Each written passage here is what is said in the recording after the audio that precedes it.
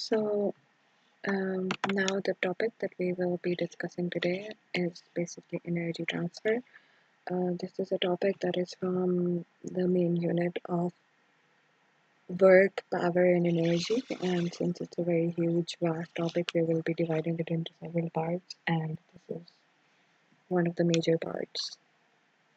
So, before getting into the main idea or the main scientific concept of what energy is, let's just familiarize ourselves with the concept of energy that we use in our daily life.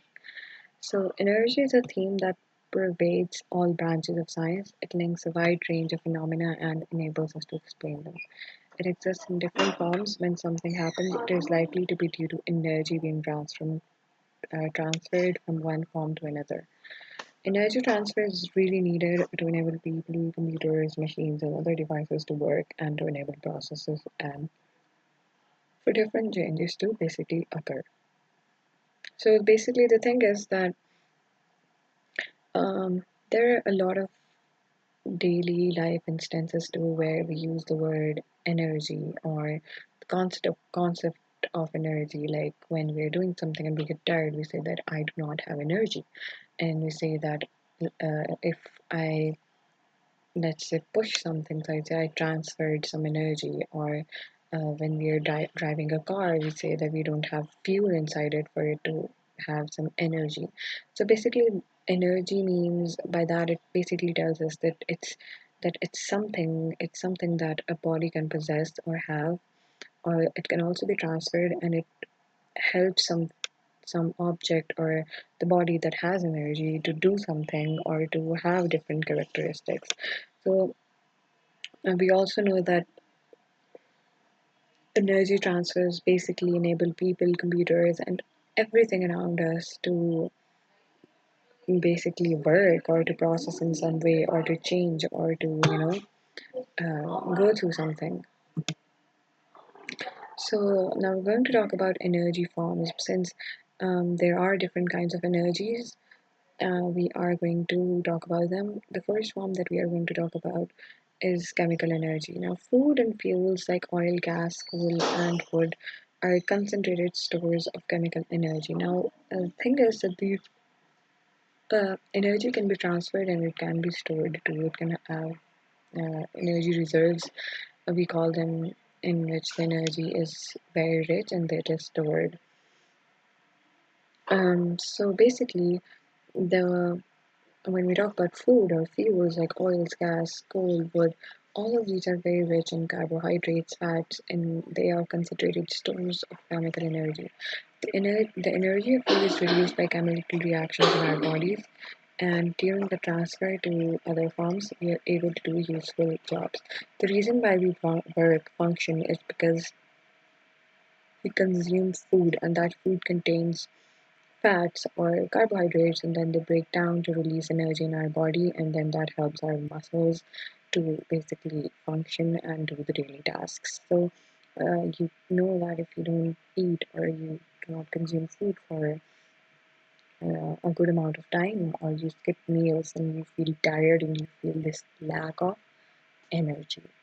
Similarly, it's the case with machines or other devices that we need food, these devices they need fuels. So fuels cause energy transfer when they are burnt in an engine or a boiler. Batteries are also compact reserves of chemical energy, which in use is transferred to electrical energy.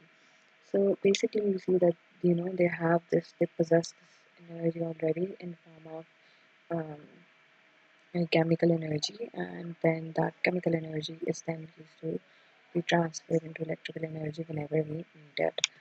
So moving forward now, as we're talking about different forms of energy, one of the very important type of energy is that of potential energy. Now, this is the energy a body has because of its condition or its position or the state it is in. A body of Earth's surface, like water in a mountain reservoir, has potential energy. It has potential energy because of its position, because of the height that it is at. So that is another type of that is a potential energy, but the specific type of potential energy that it is gravitational potential energy. Similarly, as we are talking about different type of potential energy, um, there is elastic potential energy, and that is when a body is compressed or it is stretched. And by body, I mean most of the times it's a spring or it's something elastic. That is just like if you stretch it or if you compress it, um, then we say that it has some potential energy. And um, you and it does not just get potential energy out of nowhere. You apply some work, you provide some force at physical decay X that makes that the work that transfers into potential energy.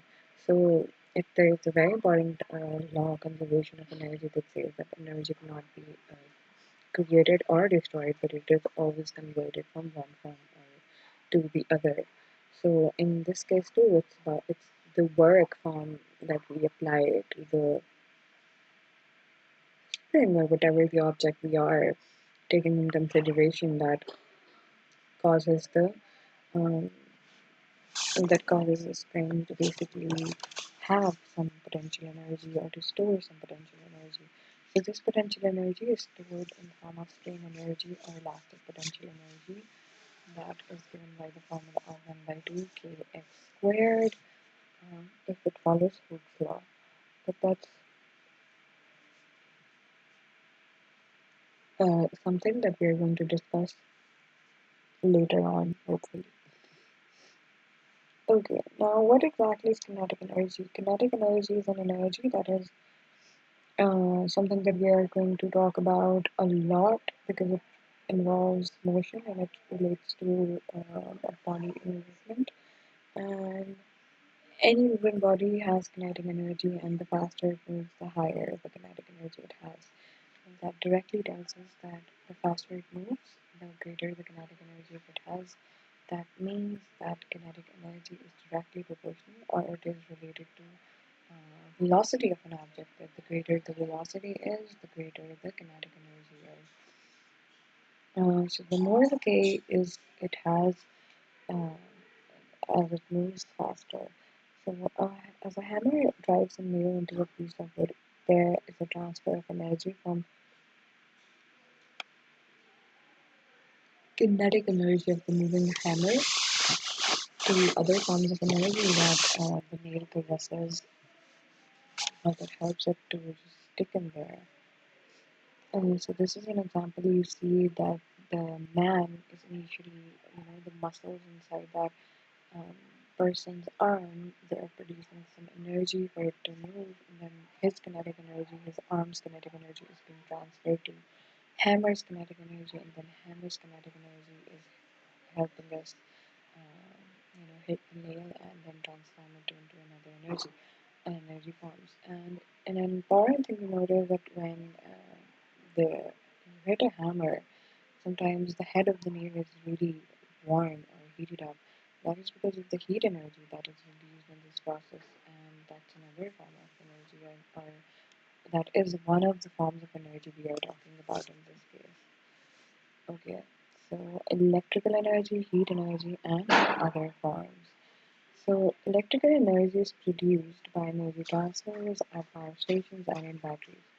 It is the commonest form of energy used in homes and industry because of ease of transmission and transfer to other forms. However, heat energy, that is also called as thermal energy or internal energy, is an energy that is majorly stored in objects or it is reserved in them and is the final fate of most forms of energy. In most of energy transfers, there is always some heat energy involved and it is transferred by conduction, convection, or radiation.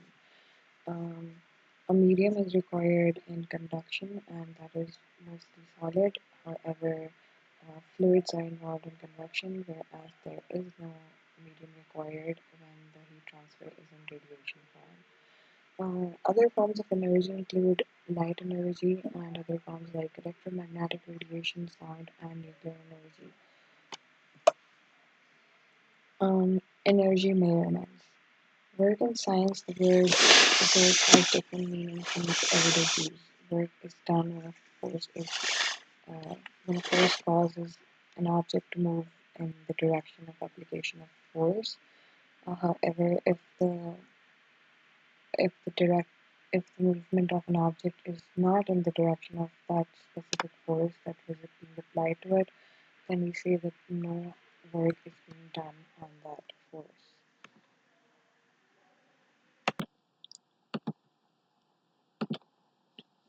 So work in science, so in science, the word work has different meanings from its everyday use. Basically, scientifically, work is done when a force moves or when a force makes an object move. And no work is done in scientific sense by someone standing still holding a heavy pile of books. Like if a person is just just standing and he's holding some heavy pile of books, we say, yeah, that person will get tired eventually, and that person can say, I'm doing so much work by holding these books, but essentially he's not doing any work. An upward force is exerted but no motion results. So in scientific terms, that is not work. If a building worker carries 10 bricks up to the first floor of a building, he does more work than if he carries only one brick because he has to exert a larger force. So that makes us think that there are two parameters that are involved when we talk about or when we think about work scientifically, specifically, especially. So those two parameters are forces that are being applied, and the second one is the distance that it covers. That how much does that force being applied to that specific object? How much does it make it move? Uh, Even more work is required if he carries 10 bricks to second floor. Then again, we are talking about more distance or more amount of work that has to be done for it to carry 10 bricks. um the amount of work done depends on the size of force applied and the distance it moves, as we've already discussed. We therefore measure work um, by this formula, which states that work is equal to force multiplied by distance moved in direction of force. So if you imagine that this person who's holding some books and he's holding some books in on some height, and then he's moving straight, or he's not changing his height, he's moving on the same floor, then that person is definitely gonna get tired after some time. And we say that, oh, we can say in daily routine language that that person has done this amount of work, or that he's tired because he did this work. But essentially that person has done no work, because there's this very important aspect or in the formula of work, that is that the distance that object travels should be in the direction of force. So force multiplied by distance moved in direction of force is work, and if that distance moved is not in the direction of force, like in the case I was talking earlier about, in that case, the force that was being exerted was upwards, like the hand that the person is holding those books from. He was exerting an upward force that was against the gravity or the weight of the books or whatever. So the however the distance or the movement that we were having was in other direction. It was in not height wise direction. So basically, work done was zero.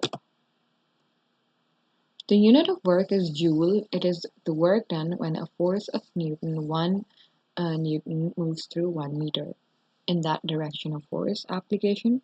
For example, if you have to pull with a force of 50 Newton to move a crate steadily 3 meter in the direction of force, the work done is 50 Newton multiplied by 3. That is 150 Newton meter. This is joules, newtons into meters. If you lift a mass of 3 kg vertically through 2, then we have 60 joules. If you have to exert a vertically upward force equal to weight of body, 30 Newton approximately, and the work done is, sorry, 60 Newton meter.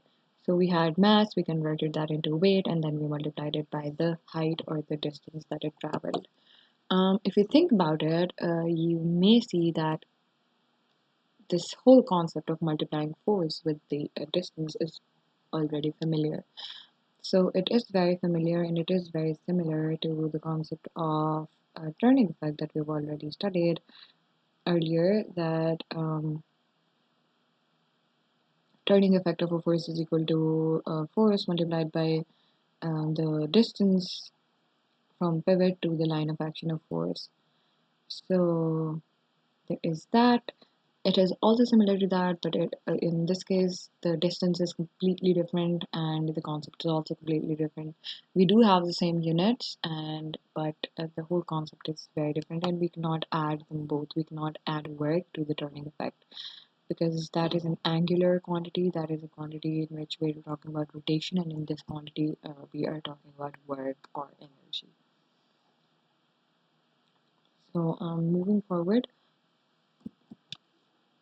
Okay, so measuring energy transfers. In an energy transfer, work is done. The work done is a measure of amount of energy transferred. For example, if you have to exert an upward force of 10 Newton to raise a stone steadily through a vertical distance of 1.5, the work done is 15 joules. This is also the same amount of chemical energy transferred from your muscles to potential energy of the stone. Okay, so basically, work itself is a form of energy, and it is form we can think of it as a dynamic form of energy. That when there is that energy transfer mainly happens because some work was being done that caused that energy to be transferred. So the work done is a measure of um,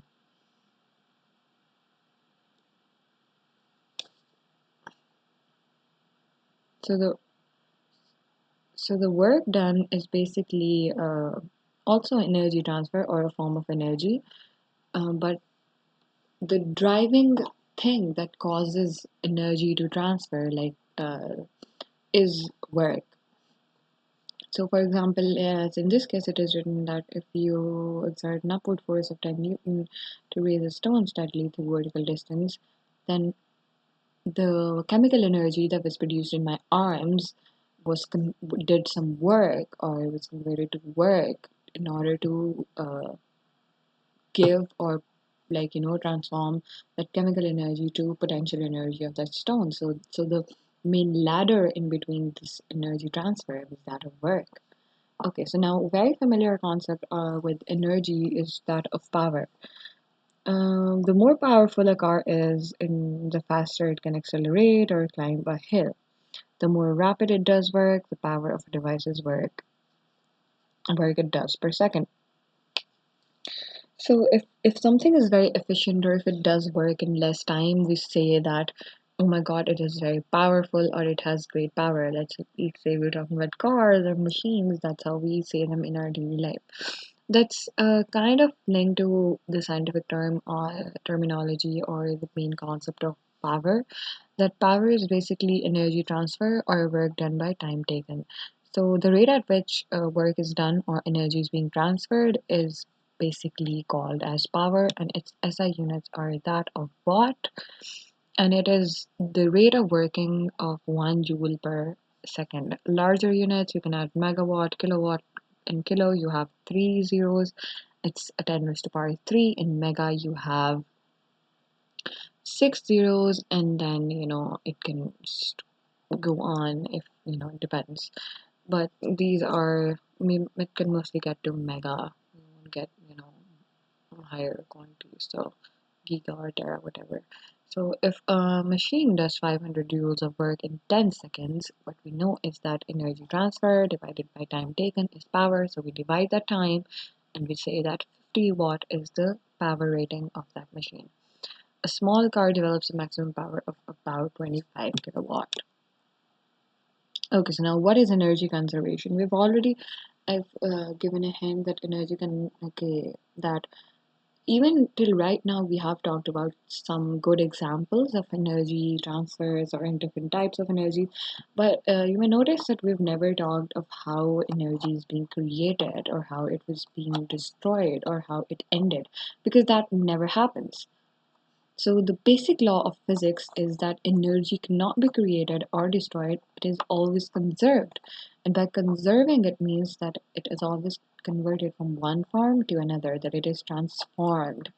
However, energy is continually being transferred from one form to another. Some forms, such as electrical, chemical energy, are more easily transferable than others, such as heat, or for which is hard to arrange a usual transfer or to have them work. So we need to force that transformation. Ultimately, all energy transfers result in surroundings being heated as a result of doing work against friction. So if because we're not living in an ideal world, we do have friction, and doing work against friction causes heat energy being released. And does that mean that surroundings or the system where that was happening gets a bit heated up, and that energy is wasted, spread out and increasingly more difficult to use. For example, when a brick falls, its potential energy becomes kinetic energy. As it hits the ground, its temperature rises, heat and sound are produced. If it seems in a transfer that some energy has disappeared, the lost energy is often converted into non useful heat.